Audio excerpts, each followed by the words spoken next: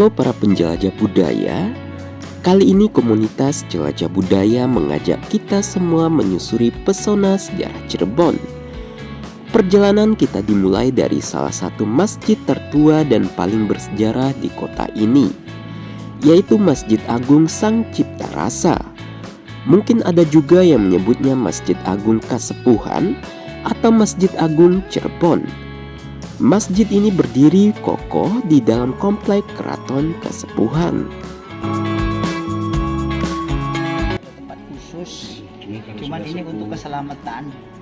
Zaman itu kan tidak prediksi ya, bisa dianu juga. Jadi untuk Kesultanan Kanoman itu Kasepuhan. Ini namanya Maksurah. Konon, masjid ini dibangun atas gagasan Sunan Gunung Jati, sementara proses pembangunannya dipimpin oleh Sunan Kalijaga dengan arsitek bernama Raden Sepakat yang berasal dari Majapahit.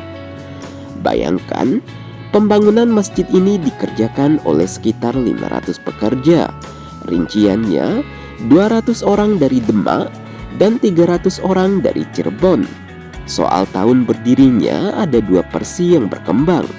Ada yang mengatakan tahun 1478 Masehi, ada pula yang mengatakan tahun 1498 Masehi. Tapi yang pasti, masjid ini menyimpan nilai sejarah yang luar biasa.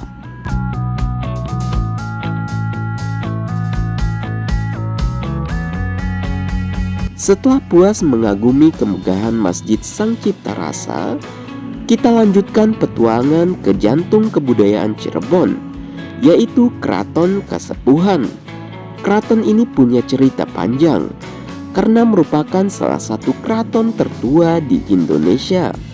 Didirikan pada abad ke-15 oleh Pangeran Cakrabuana, Keraton Kasepuhan menjadi pusat kekuasaan dan kebudayaan Kerajaan Cirebon. Uniknya, perkembangan keraton ini tidak terjadi sekaligus, melainkan bertahap.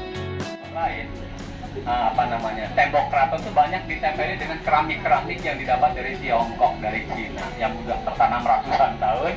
Itu Sunan Gunung Jati, salah satu istrinya ada dari Cina, namanya Putri Ongpin, yang makamnya itu ada di Gunung Jati berdampingan dengan makam Sunan Gunung Jati. Tahap pertama, pada tahun 1452, baru ada satu bangunan bernama Dalem Agung Pangkungwati. Lalu tahap kedua sekitar tahun 1500, Masjid Agung mulai berdiri. Setelah itu menyusul Siti Hinggil, Museum Benda Kuno, Kuncung, Kutagara Wadasan, Pengukuran, dan Pintu Buk Bacem. Memasuki tahap ketiga pada tahun 1529, bangunannya semakin bertambah. Ada Balai Kambang, Dalam Arum ke Dalam, Bangsal Agung, Bangunan Kaputren dengan Paseban Kaputren, Bangsal Pringgadani, Jinem Pangrawit, serta Taman Bundaran Dewan Daru. Semakin megah bukan? Perkembangan terus berlanjut. Tahap keempat pada tahun 1678 ada tambahan berupa Jinem Pangrawit. Kemudian tahun 1682 atau tahap kelima dibangun Bangsal Prabayaksa. Yang menarik dari bangunan ini adalah ornamen dindingnya terbuat dari keramik Eropa yang hingga sekarang belum pernah diperbaiki sama sekali. Bayangkan, masih asli dari dulu. Lalu pada tahun 1845 masuk tahap ke-6. Ada bangunan bernama Gajah Nguling. Ini adalah jejak nyata pengaruh budaya Eropa di Keraton Kasepuhan. Nah, yang paling menarik, Keraton Kasepuhan ini benar-benar menunjukkan perpaduan atau alkulturasi budaya. Kita bisa melihat pengaruh dari Cina, Hindu, Buddha, Jawa, Eropa, Islam hingga Arab. Semua menyatu dengan indah.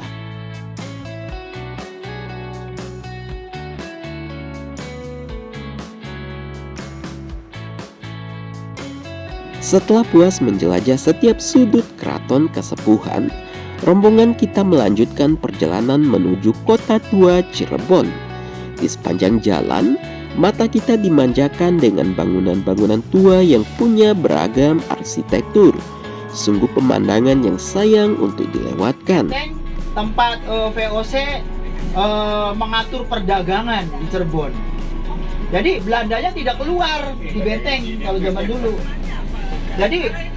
Dan sebelum akhirnya kita kembali ke Jakarta, tidak lengkap rasanya jalan-jalan kita di Cirebon tanpa membawa pulang oleh-oleh khasnya. Pasti kita sempatkan untuk mampir membeli buah tangan untuk keluarga di rumah.